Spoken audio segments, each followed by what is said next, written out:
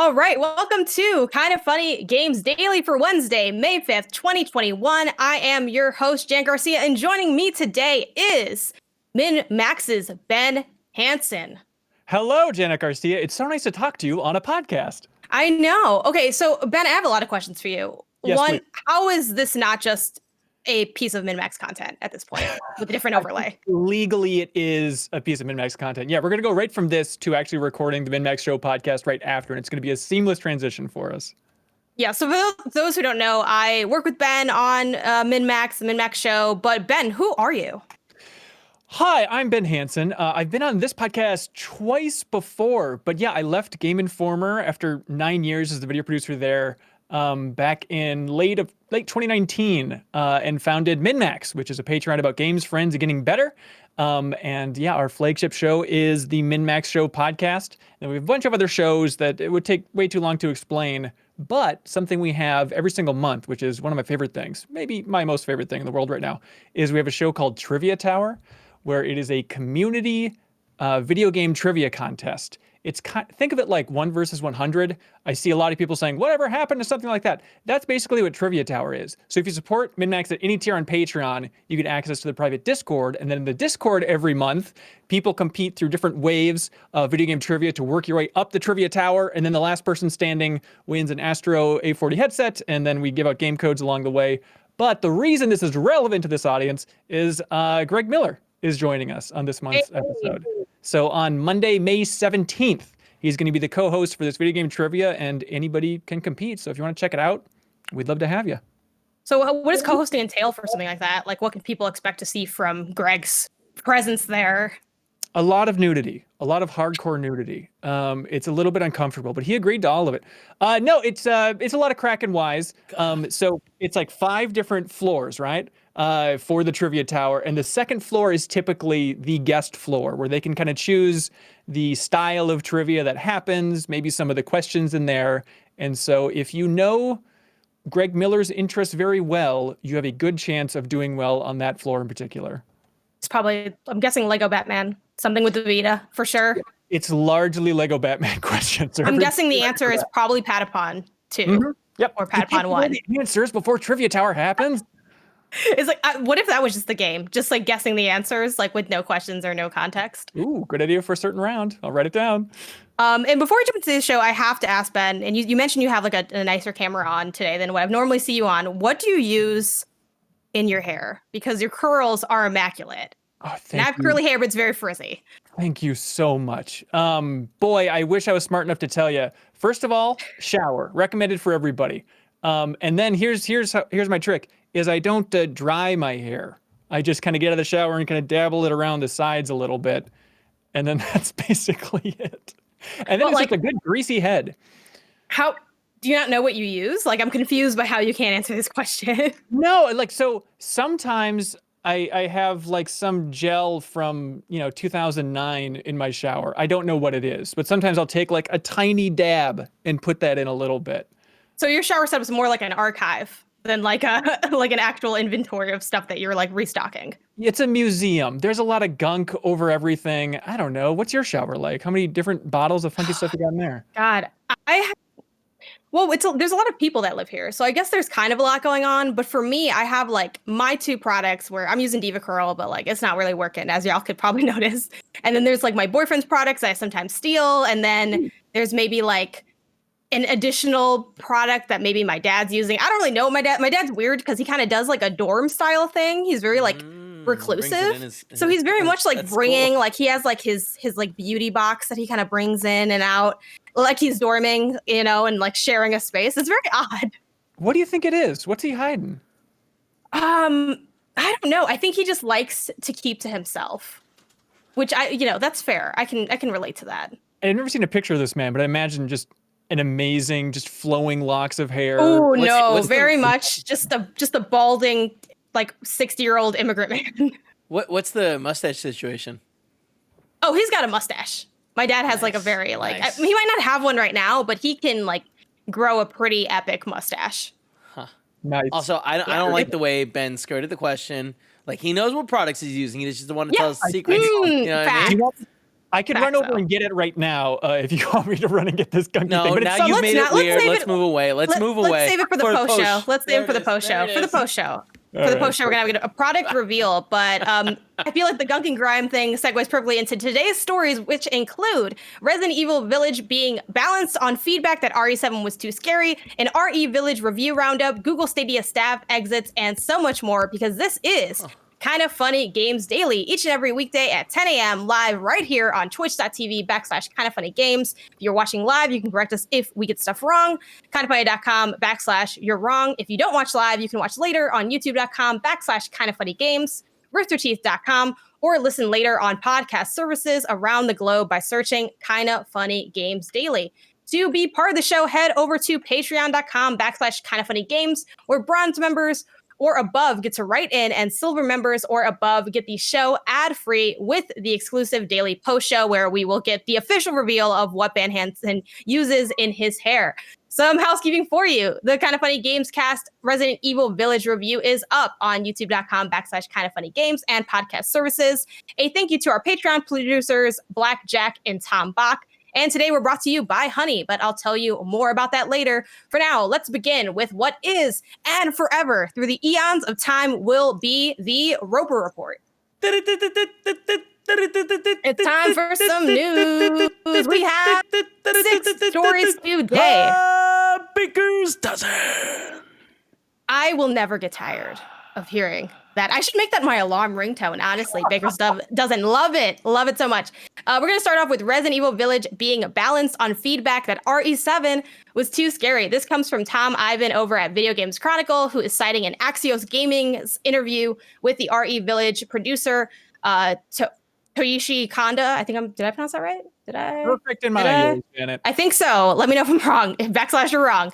In which Kanda states, when we develop a new Resident Evil game, our goal is not always to make it scarier than the previous title, but to find a balance to deliver a scary but fun experience for players. But at the same time, it's always our goal to create something that anybody can feel comfortable jumping in and playing. So we eased up on the tension curve in RE Village relative to RE7 Biohazard so that players aren't in constant fear. While Resident Evil 7 put players in a series of confined spaces, as if the walls of the Baker Mansion were closing in on them, Resident Evil Village's relatively open environments aim to create tension differently. Quote, something we also always have to pay attention to is the tension curve. We also find that people grow immune to fear if they're constantly pitted up against a tense situation or environment. So my question for you, Ben, is, was Resident Evil 7 too scary? Are you excited about the idea of it being dialed back a little bit in terms of the constant tension? I am a famous coward, Janet. So for me, you're in good company. Okay, good. The perfect balance in my mind between action and terror is something like Resident Evil 4, which I understand a lot of people were like, baby game, not scary enough, but that is the right level for me. Even like, I think Resident Evil 3, the remake, that was also not that scary. Resident Evil 2 remake, I love that game, really freaked me out. I think the interesting thing with this story is trying to figure out how important the VR version of RE7 was to how he was seeing the terror of that game, because that game is 4 times scarier, 5 times scary if you're playing in PSVR. So I'm wondering if that's what he's factoring in when he's talking about dialing it back. Yeah. Did you play the PSVR version? A little bit. Yeah. Really? I did not get that far. What was that like? It was terrifying. Yeah. I played it with best friend Ronnie a little bit in my apartment. Yeah. It's just like, if you're into the idea of opening a door to a basement in a house and then just staring down the stairs and saying, I don't wanna for 15 minutes, then you'll love the PSVR version of Resident Evil 7. Yeah, I couldn't do the PSVR version. I would be willing to maybe do like one single Let's Play. You know, I always make the joke of, or a lot of people make that joke of, oh, you couldn't pay me to play whatever. But like in our case, like you can and literally have. Like I quite literally have played games like as part of my job that maybe I wouldn't have before. But yeah, that's one I just definitely wouldn't be able to get behind. I found Resident Evil 7 to be pretty horrifying. It was my first Resident Evil game ever that I played with myself. Oh wow. So it was a lot going on. The stalking character in that game is just way too smart. Way too smart. So I'm part of me is like, oh, I'm excited about the idea of like it being dialed back. But then I also feel like, isn't that kind of what made RE7 so special and so stand out? Like you talked about 4 being kind of the pinnacle for you. Did you feel like when it's too scary, it's almost a step back? I know that a lot of people love it scary, so I would never take that away. But yeah, Resident Evil 2 Remake was a hurdle to play by myself. But I think it's interesting too that they bring up like the importance of spaces, and I was like, oh, the Baker Mansion closing in you added to so much fear. And it's true, like that environment can really change. And so even though I think woods are inherently scary, a village, I don't know if it's the scariest environment, coupled with, now that maybe this is sacrilegious, but I've never been scared of werewolves in my life. Like ghosts, number one, aliens certainly up there. Who's scared of werewolves? Maybe this game will teach me that I should be scared of werewolves. When you say you're not scared of werewolves, does it mean like you're not scared in your everyday regular life? Like they're not a fear for you? Or is it like you're in game specifically? I guess, okay, how do we factor fears? It's probably how many nightmares have you had? Is fear a factor for you? I mean, it's like, how many nightmares have you had about these things? I don't think in my entire life I've ever had a nightmare about a werewolf coming after me. No, I think it's more of a niche, like kind of monster, which I'm sure a million people are going to be like, there's so much lore about werewolves, which I know there are. But yeah, I think it's like the fact that it's more removed from being human. Like, do you also find like the more human like horrors a little bit more scary than like if you're fighting just a giant monster?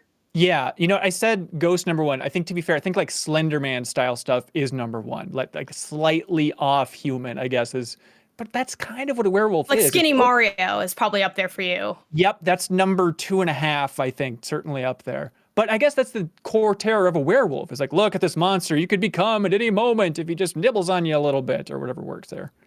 One thing I found interesting too about like this article and like these quotes that came out of this interview is the idea that if you're putting too much fear in all the time, like you'll become immune to the fear. Can't relate. Like, I don't think I've ever had, like, RE7 was scary for almost the entire time, like specifically the section that takes place in the mansion. I never felt any form of less fear. Don't know what is being talked about here. Yeah, you can't get numb to that stuff. Fear is fear. No, not at all. I'm really torn on it. I'm excited to be able to like have an easier experience. I do think it's really interesting to think of like, oh, we want Resident Evil to be a game that any player can get into. Cause like, have you found that to be true? Like for me, recommending the series to other people, I'm super scared all the time. Like I can't shoot for the life of me. Like my boyfriend was watching me play and he's like, God, you like have no, the spacing, like I move very in a tank control fashion and things, but yeah, I always found it to be a more accessible horror franchise. Like, do you think that's true of the series? Yeah, I mean, what's nice is they've had so many entries that if you're trying to get somebody into it, you can tailor it to their taste. It's like, okay, do they seem old school? Do you think they'd enjoy the RE2 remake or even the remake? Sorry, just to be clear, the remaster of the remake of the first one. There's like so many different flavors of gameplay and horror levels that in theory you should be able to dial things in just right. Maybe they're an Operation Raccoon City person. You never know who you're giving it to, but you got the options here. But I'm amazed by the fact that you're actually playing Resident Evil Village. Yeah. How's it going so far? I can kind of toss in my 2 cents when we do the review roundup, but it's definitely going. So let's go ahead and jump into that review roundup and what people are thinking of the game so far. So over on Metacritic, it is currently sitting at an 85. Keep in mind, this is just like critic outlet scores for the ones that are on Metacritic. This is not counting, obviously, player base because the game's not out yet. The game comes out on Friday. And before we kick into the actual reviews that are cited on Metacritic, a reminder again, Kind of Funny Gamescast, Resident Evil Village review is up on youtube.com/kindoffunnygames and podcast services. Brittany, oh gosh, I never remember how to pronounce Brittany's last name. Brombacher? Brombacher. Thank yeah, you. I'm so sorry, Brittany. I know who you are, and I know you know me, and please don't give me shit for this. With from What's Good Games. Yes, absolutely. The panel was mixed with Tim loving it, Britt and Bless just liking it, and Greg saying it was flat. Damn. However, the scores reviews go. I kind of pulled from the high end and the low end of the outlets that I recognize. So I'm just going to read a couple of the blurbs from these reviews. I'm going to read them out as the number from Metacritic. I know some people like have 9 instead of like 100 point, but y'all know what it means. GameSpot gave it a 90, with saying Resident Evil 7 was an excellent return to the horror underpinnings of the franchise, but cunningly alerted with new ideas and a new perspective. Similarly, Village is an intelligent reintroduction of the best action elements of Resident Evil that would capture some of the same things that made RE7 such a breath of fresh air, or maybe rancid, stale, mold-filled air, but in a good way. Village evolves to become its own unique creature. It makes you wonder what beautifully twisted fiend Resident Evil might mutate into in the future. VG247 sitting at an 80, saying, taking alone any one slice of the game, like a single house, the village, even the way the combat handles, has its issues. But combined, it merges into something that's still special, even if it isn't quite as brilliant as RE7 or 2 Remake. It's an easy recommendation, though if you didn't pick up it back in 2017, you might want to play RE7 first. IGN sits at an 80, saying, roaming the streets of Resident Evil Village is like visiting a disturbing and deadly Disneyland, where every attraction is a house of horrors. I got just as big a thrill out of reveling in its frenzied violence as I did retracing my steps through the gradually revealed recess of its sizable village, setting to uncover the darkest story secrets of its monstrous main cast. Boss fights are a bit of a letdown, but the great variety of enemies throughout keeps things tense, especially on hardcore mode. The fact that it's very much a throwback to the fast-paced action of RE4 also means it's largely takes a step back from the slow burn scares of RE7's excellent opening hours, which may disappoint those who prefer more psychological dread to blowing off heads. But if you have an itch for action-heavy survival horror, I already see you getting excited, then Resident Evil Village will scratch it like a fistful of Lady Demetrice's freakish fingernails. Going over to our final review blurb from Games Radar, which is at a 70, a little bit on the lower end. One thought that kept popping into my head while I was playing, I was just remembering how good Resident Evil 7 was. I recently completed another playthrough in preparation for this, along with some revelations and Veronica. Damn, there's a lot of research going into this. Yeah. Just because. And number 7's reverse home invasion slasher terror is still up there as one of the greatest horror games of all time. Resident Evil Village is an enjoyable, occasionally silly monster hunt that's entertaining, but almost completely resets all the incredible work Resident Evil 7 did to reinvent the series. Wow. React. Very interesting. I know that Serial Vasquez from MinMax wrote the review for Polygon, strangely enough, and he was a big fan of it. Like, he was saying that it was his favorite sequel since 4, so not counting the remakes. But yeah, it seems like action is the big takeaway. Is there's a lot more action than you expect, but it's not going to be as silly as Resident Evil 6, but somewhere inching maybe back towards that end of the spectrum, which, you know, I guess even Resident Evil 3 Remake was already kind of inching that way as well. But I'm very curious to see, like, how ridiculous it goes. Yeah, like, it's kind of interesting because back to what you were saying before, it's very much, I think, what kind of fan you are of Resident Evil. And like, that's not this, you know, scores are never like, there's no right or wrong. It's all opinion based. And like, you always step to those opinions with like your own feelings. Like, the reality is, like, you being someone who loves 4 and me being someone who like fell in love with it from 7 and Remake 2, I think we're going to have very different takeaways from the same game, even if like, which is interesting because we have like very similar critical opinions. And I think it's just like, where did you enter and what do you like of the franchise? So yeah, it'll be interesting to see what comes of that. I like that you brought up RE3 as well, because that was a game that a lot of people were also like kind of lukewarm on, like both critically and fan based. So I'm wondering if like people are going to be kind of, I'm curious as to what the reception is going to be, especially from fans of Village. Yeah, and I'm really interested in kind of the storyline now of like Resident Evil 7 was awesome. That was the bold new direction where I think it kind of snuck up on people how good 7 was. I think people were worried out of the gate, like, first person, is this really going to feel like Resident Evil? And now in retrospect, it's like, no, that was actually, we'll be looking at it, you know, years into the future now. It's like, oh no, that was a really cool moment in the franchise, and I wish it kept going down that path instead of apparently more of an action focus. Yeah, though I think we have to remember that, like, and, you know, a lot of these reviewers mentioning that they played like the entirety of it again to like get a refresher and stuff. Also, shout out to like these reviewers and so many other ones who like went in and like did a bunch of extra like research work. That's not always, you know, needed for a review, but I think it speaks to like how much care and love goes into the franchise from like a critical and fan perspective of like really wanting to, you know, give a thorough assessment of it. I know, Serial, who did the review for Polygon, mentioned like spending a lot of time on it and really wanting to like, you know, get it right and flesh out all those thoughts. But I think we have to mention that RE7, without spoilers, the second half is pretty weak. I don't know. Yeah. I feel like we never talk about that second half. Yeah, that's true. And it seems like I think Serial in his review he mentioned that this game is like 10 hours, and he seemed to think that it continues to build, which is nice.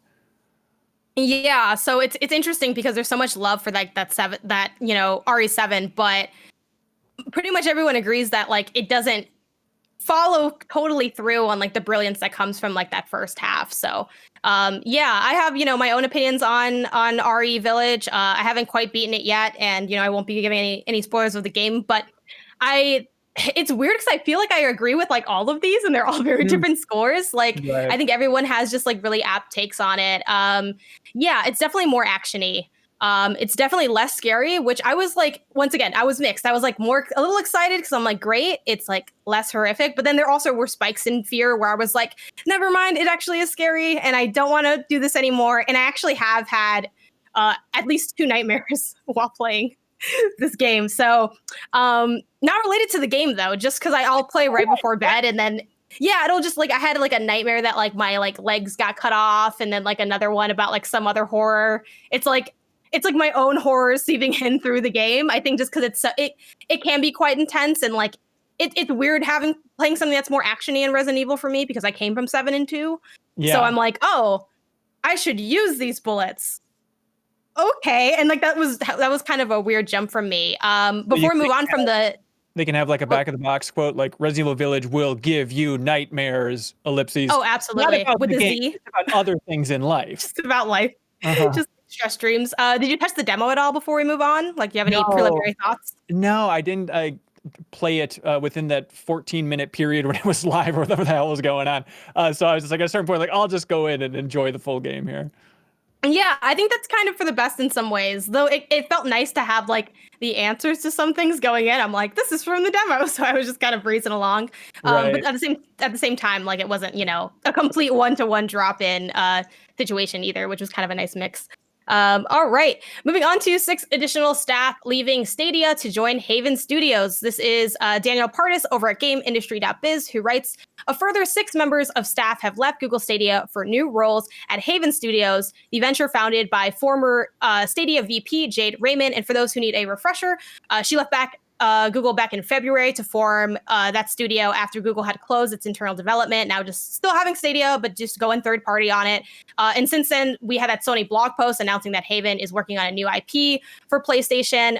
It's funny because that news actually came, I think, like one day before I was last on Games Daily. So it feels like, these stories keep coming up over and over again and getting more context and growing as they go. But continuing with the article, as spotted by a poster on Resetera, staff across multiple disciplines have taken positions at the Montreal-based studio between April and May.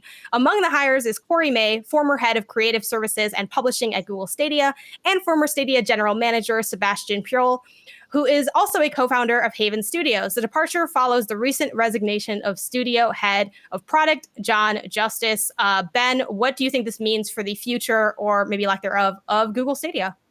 God, they are in a tough spot. These were a lot of the big names that they had. God, Shannon Studstill, who's from Sony Santa Monica, is she still at Google Stadia? I forget, but it's interesting to try and figure out who they still have there. One name they still have at Stadia that I'm very curious to see what they do next is Kim Swift, the designer of the first Portal game.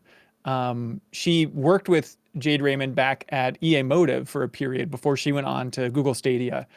And so maybe they'll reunite at some point. But as of now, this according to LinkedIn, Kim Swift is still there. But I mean, at this point, if you're a fan of Stadia, what do you have to look forward to? A slightly improved version of the service you already have? The next pro offering for their free games, Right. like pretty much. I really want to know the status of Harmonix's Stadia project. Like, I love Harmonix so much. I have high hopes for that team doing something at least creative with the Stadia platform, something that hopefully couldn't be done anywhere else. But I have not heard about that for a while, and especially like the basically silence that was met when Pixel Junk Raiders, is that the Q Games game, was released, was just stunning. Like, nobody talked about it, nobody streamed it, it was just immediately off the radar. And so I'm hoping for that Harmonix game to be great and to still be released. But yeah, this is just another nail in the coffin for poor old Google. Have you played much of Stadia's offerings or dipped into it very much? No, I played some Pac-Man Battle Royale that existed on Stadia before Yeah. Pac-Man 99 existed. Like they had another Battle Royale, which it seems like that has been lost to time already. And dabbled in a couple other things. Is that moment of getting it up and running on my phone and saying, "Oh, this is kind of cool," and then just not going back to it. But I still think it's a cool option for folks that can't afford consoles. Like I even recommended it to some of my friends who are really eager to play Cyberpunk 2077 before it came out, mind you. But it was like, hey, you don't have a console. Like this is actually a solid way to play it. And so I think there's an avenue for people, but they need to do some work on the PR front at this point. Yeah, I have like kind of a similar history with Stadia in that I have almost no history with Stadia because I just, it's not something that I was able to spend a lot of time with. I think I barely really went hands-on with it a few months ago when FIFA came to Stadia. Like I got like a code for it and was checking it out. And it was weird because like it was like I was showing up so late. I know it's still going, but I felt so late. But then also like, oh, this has some really cool ideas. And I don't know, it made me a little bit bummed about it because as much as, I love physical media, so you would think I would hate any type of streaming or services like this. But, I think it is going to be the way of the future, digital. And it would have been cool to see it, take off a little bit more. Ben, I have to ask you the age-old question. Was Stadia ahead of its time or was this never really a good idea? Okay, so let's try and map it out. On Live was ahead of its time. Stadia was exactly on time, comma, maybe it wasn't the best idea. I don't know. I mean, how many people are using xCloud? I have no sense of where this stuff is going to be at. If it's always just going to be kind of that B tier option for folks if they want it. But it's tough for a B tier option to be center stage and talk of the town. And at this point, I don't know what they could do to get it back. Yeah, I think it's hard too because like I think originally they were leaning a lot more into like mainstream and hardcore coverage with like having even a studio at all, an internal dev studio. But it's like for such a casual market. So it had this weird in between of like, well, you're sort of talking about internal stuff as if it's going to be something that like I'm going to care about, but you're like saying it's something more for people who like aren't already in the loop. So I think it sort of struggled in that sense. And also games are hard to make. I think this is a good reminder that games are hard to make. Yeah, but I'm really curious about what Haven makes. Me too. Jade Raymond, she's had a tough go in the game industry for a while here, and the fact that she's still rallying and wants to run up that mountain one more time to try and get this new IP off the ground is great. And like in the PlayStation blog post, the biggest clue we have as for what this game is she says, we want to create worlds where players can escape, have fun, express themselves, and find community. So some sort of multiplayer-focused community. No, I'm just yeah, you never know. But find community. It's interesting to see Corey May go there as well, who is a writer for the first 3 Assassin's Creed games, maybe beyond that. But obviously they worked together back in the Assassin's Creed franchise. And then he has an interesting saga where he was at Certain Affinity and then 2K for a while. And according to Jason Schreier, was the narrative director on the new BioShock that 2K is still working on before he left to go to Google. So he's had a fascinating career. And so it's fun to see this pocket of developers who have a lot of Ubisoft roots within Montreal forming together. And now they get funding from PlayStation in what seems like kind of a Kojima Death Stranding type deal. So it seems like a good, situation, and hopefully they can make the most of it. Yeah, I'm super excited about it. I loved reading like what Jade wrote on that post, kind of announcing everything. Like it had a lot of like optimism and excitement in it. And obviously you're always going to sell it that way because it's your new thing. But like, I also like, this is kind of like maybe the hippie in me, but I love a good, like a good unified job change. Everyone just kind of being like, let's all go over here. I think, obviously there is excitement for what's going on at that studio is what that tells me. And also that they probably at least seemingly are going to treat those team members well. I mean, they wouldn't all go over if it wasn't something appealing. So I think it's the most exciting part of it. Yeah. Speaking of exciting. I was just going to say, it's a nice testament to like Jade Raymond's leadership too. Like, yes, absolutely. When people actually want to go back to work with her, it's like, okay, there's a nice sign of approval.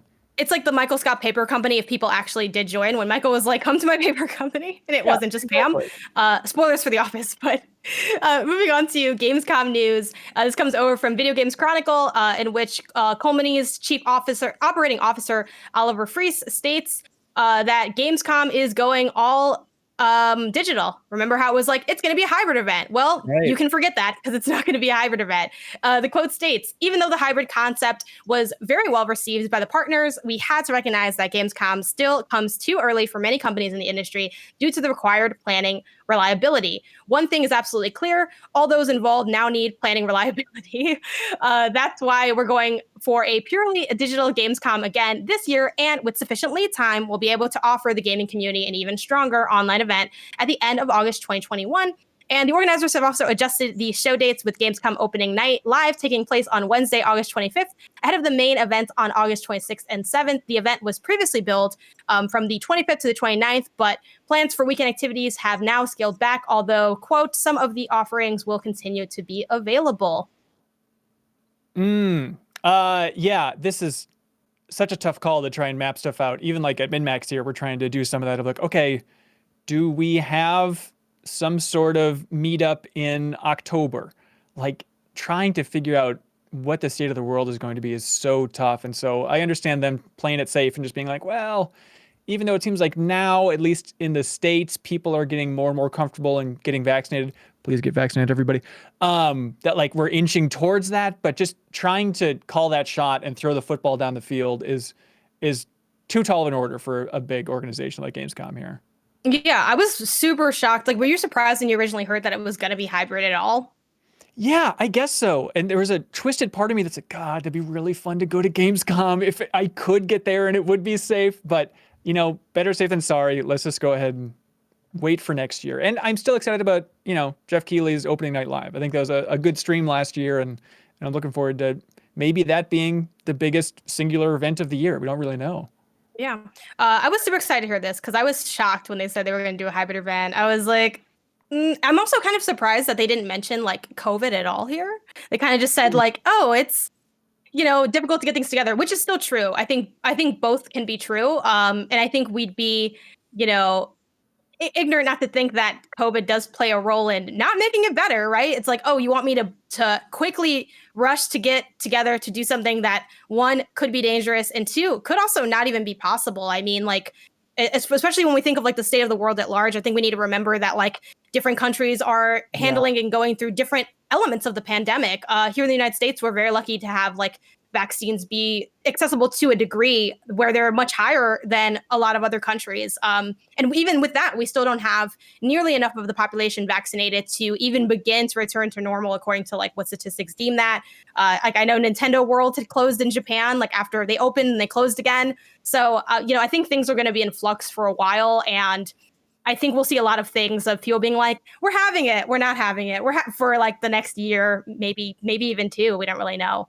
Yeah, that's a good point, though. I didn't even think about that directly, but when it's literally a beacon for like, hey, all of the world and all of Europe, let's gather in one place, like just trying to mix where other countries are at with their vaccination rollout. That's just, you can't plan for that. That's such a mess.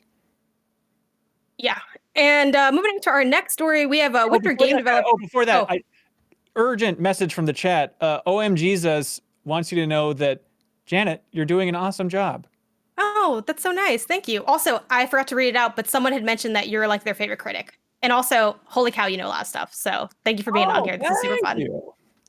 Yeah, it helps, like, having been alive during more of those eras than I have been, for sure.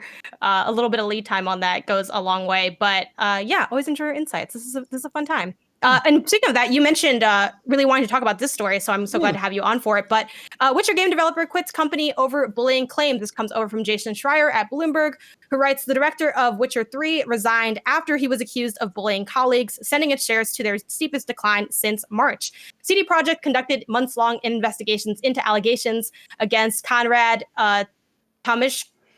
Tomiskowitz? I'm sorry, all Polish speakers. Apologies on pronunciation.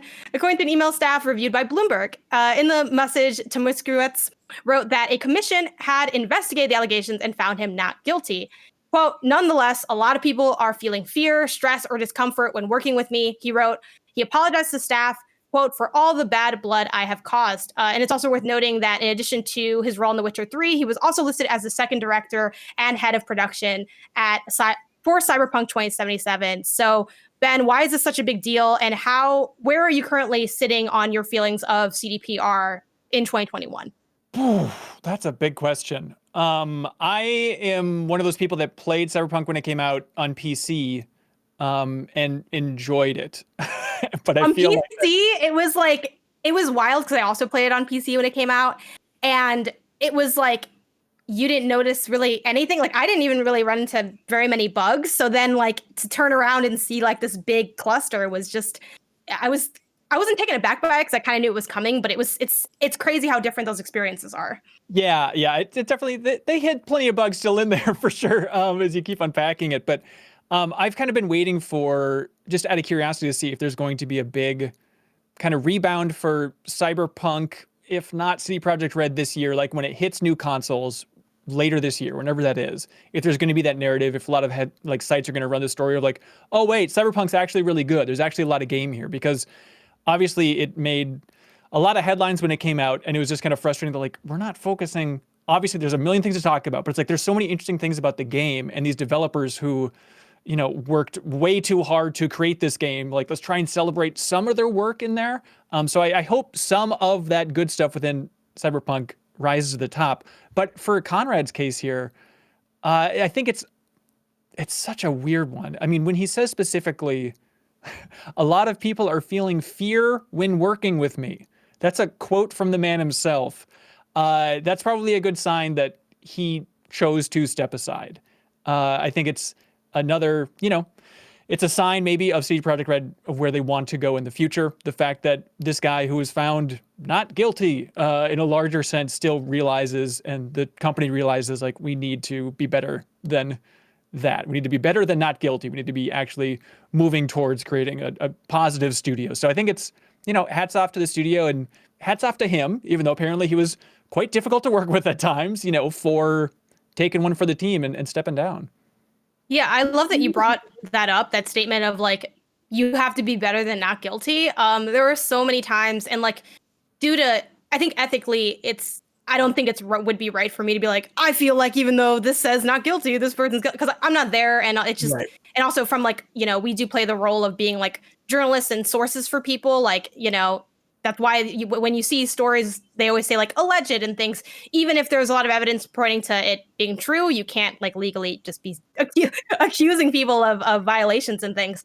But I think that's a good example of the ways that even if investigations turn up with someone not being in the wrong, you can still be in the wrong. And even though I don't, urge anyone to necessarily put on their total conspiracy cap, I think it's always important to be mindful of, once there's a need for like investigations of certain things, that already probably tells you a little bit about the culture and that it's in a negative, even if it ends up turning up, oh, they were fine, or it wasn't what we thought it was, like, that's probably still kind of a bad sign. So it is good that this, person has stepped aside and is no longer involved. And I don't know. I mean, CDPR announces another game. Are you excited about it?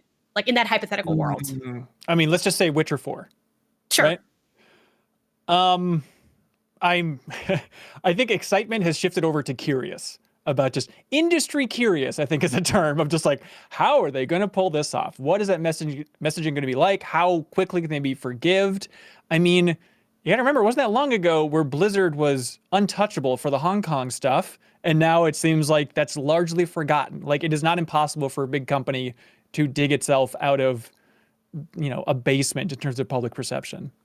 Yeah, but at the same time, that example is like, which this sounds awful, but I do feel like it's true of like the landscape of the industry. Like, that has to do with actual like societal issues that people seem a lot more, like gray on or not as passionate, rather than like, now if Overwatch 2 is bad, people are going to be mad, which sounds awful. Like, you would think that people care more about like humanity and like social issues than how good the game is. But the connective thread between all of us is like the games and the quality of the game. So I do think it's a lot harder to come back from that element. You mentioned the whole like, in a few years, will we see articles of like, the most talked about hidden gem is Cyberpunk 2077. Yep. I think we totally could see that, but at the same time, I think it was botched in such a specific way with so many layers that I don't think it has the capability. Like, my hot take prediction is I don't think it can be like a No Man's Sky or these other sort of Cinderella stories that we've seen emerge, because like it was just so extreme and so intense, and there were so many like layers of things that went wrong that, you know, I find it hard to believe that that game can redeem itself, even if it had some really cool ideas. As far as like CDPR in general, I've always been a little skeptical. I didn't play The Witcher 3, so like I only played like maybe like an hour or two of it, which in 2020, it feels different than it did, you know, at the time it came out, I think for sure. Not enough time to make an assessment, but I was always kind of skeptical of Cyberpunk 2077 because it wasn't out yet, and everyone just told me they made The Witcher, so they can make it. I'm like, yeah, but like, how? That's not it's not even the same IP, so I don't know how that's relevant. They're like, well, it's the same genre, and I'm like, oh, well, who was right? But then no one cares. But like, yeah, it's like I think, you know, we all learned a lesson in a lot of things, and hopefully, like the lesson that CDPR learned is that having toxic work practices isn't ultimately beneficial, even though they did make a lot of money. But then they also like it's the money that they're leaving on the table in the future that they have to be thinking about. Yeah. But yeah, with this story, I visited CD Projekt Red, spent 2 days there back in 2012, 2013, back at Game Informer for the cover story trip on The Witcher 3 and like the announcement of The Witcher 3. And so I spent a lot of time with Conrad here, and he definitely struck me as a very confident, kind of focused guy. Like, I remember just being, obviously, you know, at 2 days at the studio, I didn't see him being a monster or anything. But I remember during one of our interviews, he was like so blunt, where he was talking about, you know, designing The Witcher 3 and going to an open world, of course. And he's like, and we looked around to the competition, and we played a lot of Skyrim, and Skyrim was generic. The storyline was generic. They really missed the mark. And then he's like, I dare you to name 5 characters from Skyrim. And it was like one of those very blunt things, like, wow, like PR is definitely shifting in their seats about like, we haven't made an open world game yet. Maybe don't attack the #1 open world RPG in the world. But he was going right at it and saying, you know, we are so confident in what we're making here. We're making the perfect RPG. And I was very much in the camp of like, did you take up the dare for the 5 characters? No, I did not. I said, you it's very much a hypothetical question. I was terrified of him. No, but the interesting thing with him is he left, but he has a brother at the studio who was the lead quest designer for Witcher 3 and then also on Cyberpunk 2077. And I went back and watched some of our old interviews with those two, and it's uncanny, but there's a moment where they joke about like how Conrad's going to retire before Witcher 4 comes out, and then his brother will be the new game director. And so I would put money at this point that his brother will be the game director for whatever the next Witcher project is. See, and it's stuff like this that makes me think we're living in a simulation, right? Doesn't that seem a little too convenient to have been organic? Like, are you saying maybe it's just him in an outfit and a disguise, and he's posing as his brother, and he can slip right back in? No, it's more just that, like, you know, we definitely don't have enough time to get into this to close out the show, but you know, simulation theory, where it's like, you know, we don't have like we have our own consciousness, but basically we're like a really advanced version of a video game. Yeah. So like when weird stuff happens, it's just like a glitch in the game. I feel like that story is an example of proving simulation theory correct. Because a guy has a brother? Yeah. Yeah, so but like where it's like where he said it and then it happened later, it's like a little too tied. If that does happen, it's a little too tied together. You know what I mean? It is weird. Another little tidbit that I don't think people remember too much is interesting that the original creative director for Cyberpunk 2077 left, last year, 2 years ago, and is now a creative director at an unknown project over at Blizzard. So, you know, made the comparison before, but there's a direct transition there. But I'm so curious to see what that person creates at Blizzard. Hopefully it's something big and new. Yeah, and speaking of new stuff, our very last story, very brief one, there's some cool PlayStation 5 shoes dropping. I enjoy all of the weird merch collabs, and I love talking about random weird products, so I had to bring this one up. Paul George of the LA Clippers posted on the PlayStation blog, which I love that sentence, even if he maybe, I don't know how much he like sat and opened his word processor and typed this whole thing out, announcing his collab with PlayStation to release the PG5 PlayStation 5 colorway. It comes out May 14th in select regions, and for the US, it'll be available May 27th. Do you think this will be harder or easier to get than a PlayStation 5 right now? Because sneaker culture goes hard, for those who don't know. It is difficult to get stuff. Oh, can you imagine if they put an Intel chip inside of a shoe, how difficult that would be to find? The double whammy. But right now, yeah, I just assume it's impossible. All I know about the internet and the world these days is whatever you want to buy is impossible to find. Yes.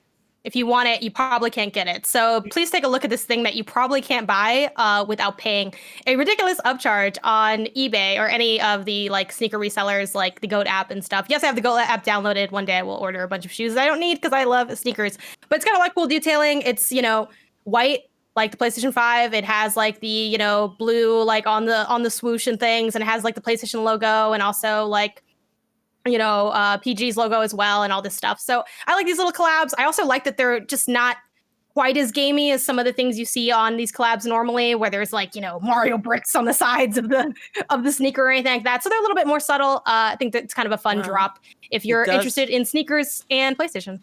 It does have the sacred symbols all over like the white part. Yes. Oh, really? Yeah. So we are getting a little bit of Mario brick. But I feel like that's... Go ahead. Oh, I just think that is a lot. Like, it is doing a lot. I like it, though. It reminds me of the controller. And that's what they're going for. That's what I was going to say. It's that when you look really closely at, like, the PlayStation 5 stuff, like, you have the little symbols there. But it's not, like, immediately in your face type deal. If you know, you know. If you don't, you don't type situation. But... reminder that on Patreon, you can get the option to get the show ad-free, but for everyone else today, we are sponsored by Honey. Honey, we all shop online, and we've all seen that promo code field taunt us at checkout. But thanks to Honey, manually searching for coupon codes is a thing of the past. Honey is the free shopping tool that scours the internet for promo codes and applies the best ones it can find to your cart. Honey supports over 30,000 stores online. They range from sites that have tech and gaming products to popular fashion brands and even food delivery. Imagine you're shopping on one of your favorite sites. When you check out, the Honey button drops down, and all you have to do is click Apply Coupons. Wait a few seconds as Honey searches for coupons, and it can find for that site. And if Honey finds a coupon, you'll watch that price drop. The Kind of Funny crew loves Honey. Tim and Greg talk about it all the time. Helps them save money on all sorts of items. I actually also have used Honey, and I've used it even before hearing this ad. Crazy. But yes, it's just a cool, convenient thing. You add it on Google Chrome. Super simple. It doesn't always find coupons, but when it does, you feel like you got away with something, and it's kind of nice. Honey has found over 17 million members, over $2 billion in savings. So if you don't have Honey, you could be straight up missing out on free savings. And Honey itself is literally free. Installs in a few seconds. And by using it, you'll be doing yourself a solid and supporting this podcast. I'd never recommend something we don't use. And conveniently, I already use this, so that sentence still applies to me. Get Honey for free and at joinhoney.com/games. That's joinhoney.com/games. But getting those PlayStation 5 sneakers that we just talked about is so far away, and they're also not even a game, Ben. So if I wanted to know what is coming to mom and grab shops today, where would I look? The official list of upcoming software across each and every platform as listed by the Kind of Funny Games Daily Show hosts each and every weekday. Hell yeah. Out today. Yeah. Non-Guns Doppelganger Edition for PS4, Dull Grey on Xbox One, Almighty Kill Your Gods PC, Distant Kingdoms PC, Infernal Radiation on Switch, Boris the Rocket on Switch, Save Me Mr. Takao? I know this game, but I don't remember. Or is that the name of a game, Janet? That's me. That's both. A little bit of column A, a little bit of column B. It's the name of the game. Save Me Mr. Taco. Y'all know what it means. Definitive Edition. Taco, right? Definitive Edition on Switch. 2-in-1 application driver and serial killer sniper on Switch. New dates as in new releases. I'm going to keep interrupting you. I don't know what this game is, but I love the idea of a marketing team pushing hard to market the game called Dull Grey on Xbox One. That is a heft. It's right up there with like when Xbox had the SAD edition. Yes. Yeah. Cue up Dull Grey on your SAD and you just have a cozy Sunday afternoon. Do you want me to pull up the trailer for this? You know what? We shouldn't insult Dull Grey and the fine folks working on it without understanding what it is. Sure. I will say, though, whenever I read through this kind of list, unless I happen to know like the games already, it's always like someone could have just put random combinations of words and I would have no way of knowing. Boris the Rocket. There we go. On Switch. These are always fun. I know, they're so cool. Dull Grey. This is Xbox One. So last gen at this point, but ooh. It is gray. But far from dull. The drama of a single choice. Okay, this is a me game, not gonna lie. Okay. Yep. I like the kind of like comic book aspect of it that it's got going on. Yeah. This is absolutely the kind of thing, and I say this with like no shade to the game itself, because like y'all know, those who follow me know I play like a bunch of everything, where I'd search like an eShop or something, and I'm like, this could be interesting, and then I just end up dropping like $10-$20 on like 8 games, and I'm like, one of these is gonna stick. Well, this is the game, as it's letting you know, the game about how to find your happiness. So you know what? It's about making your life less dull gray. So they got us in the end. Exactly. And then if that doesn't work out, there's always 2-in-1 application, driver and steer killer cyber. So you got a couple things to just bounce off of. But for things to look forward to as well, we have Cloudpunk is getting a sequel-sized DLC for PC on May 25th. Tony Hawk's Pro Skater 1 and 2 lands on Nintendo Switch on June 25th. So you can like literally, you can flip the Switch, do a kickflip, and then do it in the game. Like it's like the content possibilities are unlimited with this one, y'all. Go ahead and cop it.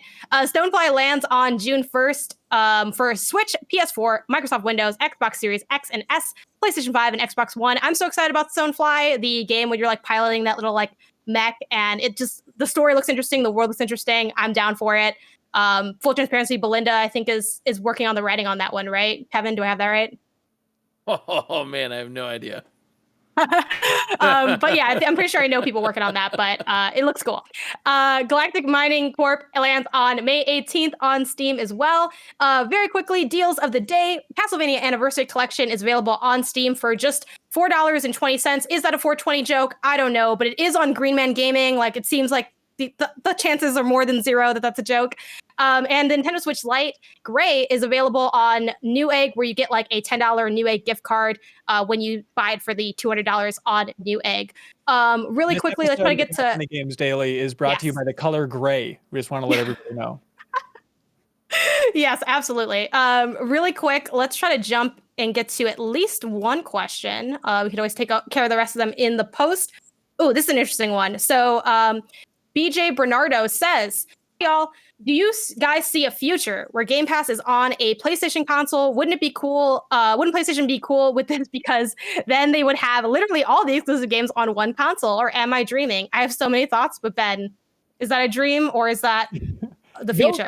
That is such a cool idea. And in a perfect world, PlayStation would realize that is an amazing way to market this console here, is that you can play everything on it. You know, the Nintendo stuff, I guess, doesn't count.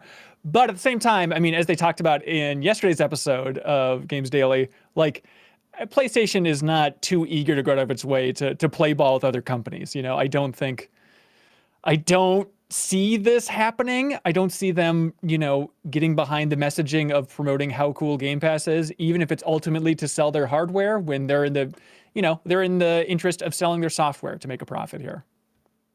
Yeah, I don't see that ever happening either. Like, pretty much across, I don't really see it happening across any of the consoles. I think, you know, as much as, or like the, you know, the big three, when we think of that, as much as like people will push the narrative of like, we're not competing because we're doing something so special and different that like we're not even, how could we compete with anyone? Because no one's as innovative as us, but everyone says that. So how true is that really? Like, if everyone's unique, right, then how unique is it? So I think it's very much the situation where, yeah, they all do their own thing. And I think they very much want to have it be about like associating PlayStation stuff with PlayStation things, and knowing that like when it comes to getting, you know, the latest and greatest games and the best kind of experiences and all these other features, that you're going to have to go to PlayStation. I feel like that's sort of the narrative that they want to push, which makes sense. As far as anything for You're Wrong, Belinda is the writer for Stonefly. I thought so. Thank you, nanobiologist. So that's cool. And I believe also from the nanobiologist, the CDPR creative director left in early 2019 for Blizzard. There we go. So just kind of clarification on that. And then Frankfurter said it looks like they're going to do a random draw on the Nike sneakers app for the shoes, the PG-13 shoes, and that they'd cost $120. So I think usually there's entries. That's not really You're Wrong. It's more of like your, you know, heads up or whatever. But yeah, usually there's some form of like promotional things on that. Also, Ben, do you own any like weird collab stuff? Like gamer? Do you have like gamer garb? Like, I don't know if that's really your jam. So you have a t-shirt that says Min-Max on it. I have like, I guess some old merch shirts and stuff. Like I had like a punch out for the Wii shirt and stuff like that. That's cool. But yeah, I think the sneakers thing is still a little outside my realm of hipness. Like you're too washed to wear. Well, what are you wearing for shoes mostly? Are you not a sneakers person? Let's see. I like that you have to look down. Are you wearing shoes in your house? His slipper. Oh, they're just slippers. Yo, yeah. That slipper has like major dad energy. Yeah, that's true. And I'm not even a dad. I can't even claim that. It just, okay, I know that I'm very uncool. I accepted that at age 3 and I've been riding it straight to the grave. But at the same time, like this sneaker craze, it's like, it feels as if everybody is suddenly into like toothbrushes or something. It's like, wait, people really care about shoes? What's happening here? Yeah. I mean, that's always, I feel like, Ben, be careful. I really care about shoes. Really, like the amount of money these guys are spending. Just be careful, Ben. It's wild out there.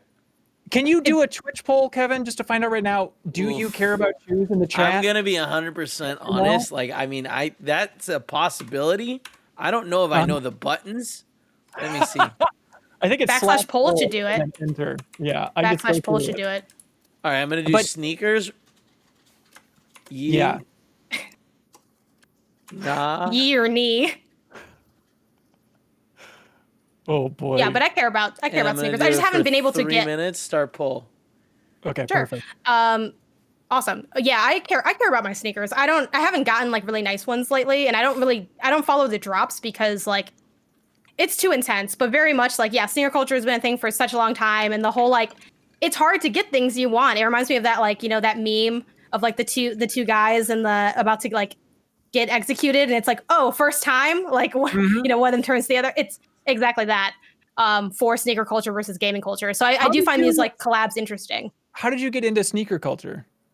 I've always liked hip hop. Like I grew up listening to exclusively hip hop. I listened to only hip hop from when I was born till 8th grade. 7th or 8th grade was the first time I listened to like a rock album and was like, this is something I like. Like I only listen to hip hop and R&B.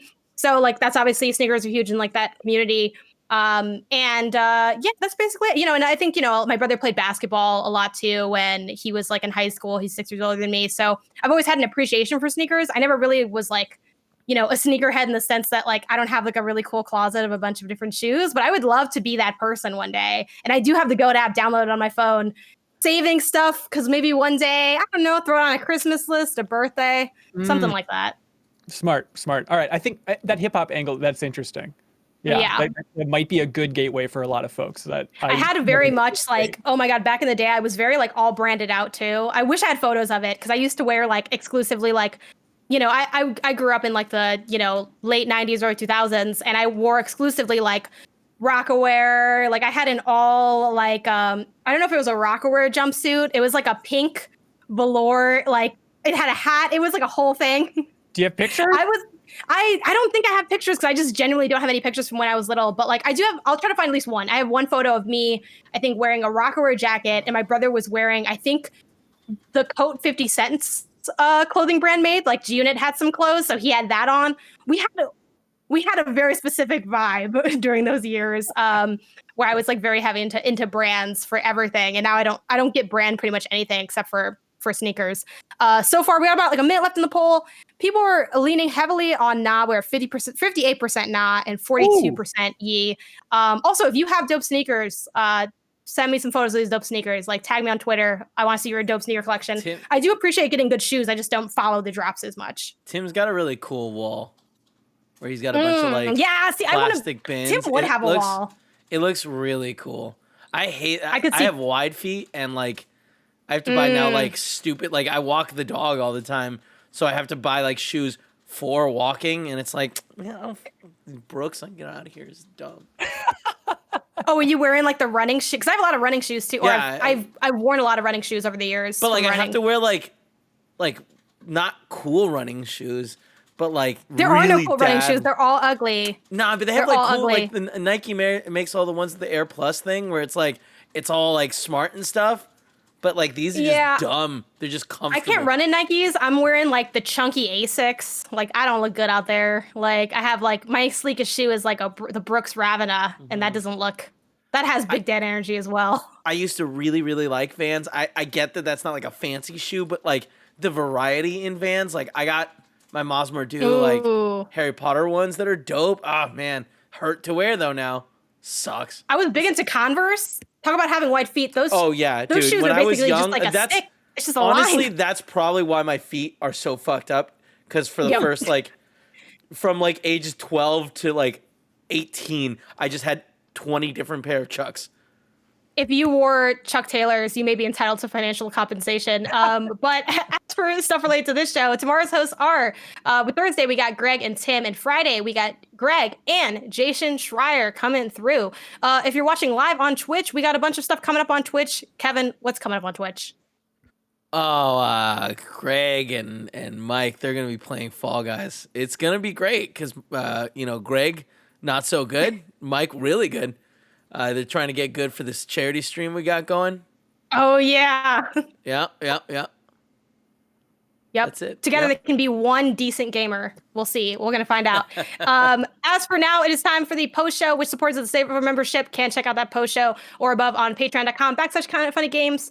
You can get in on this. But until next time, this has been Kind of Funny Games Daily. See ya.